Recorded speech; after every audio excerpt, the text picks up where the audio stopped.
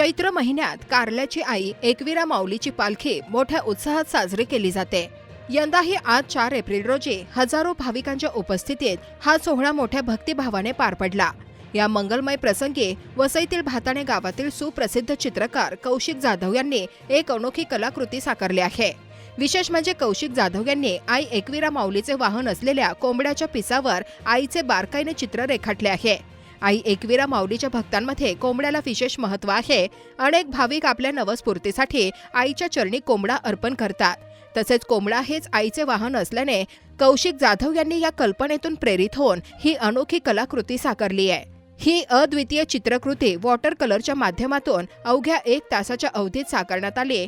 चित्रातील बारकावे, रंगसंगती आणि धार्मिक श्रद्धेचा भाव हा या कलाकृतीचा विशेष आकर्षण बिंदू ठरला आहे। कला आणि भक्ती यांचा सुंदर संगम असलेली ही कलाकृती सध्या सोशल मीडियावरही चांगलीच चर्चेत आहे।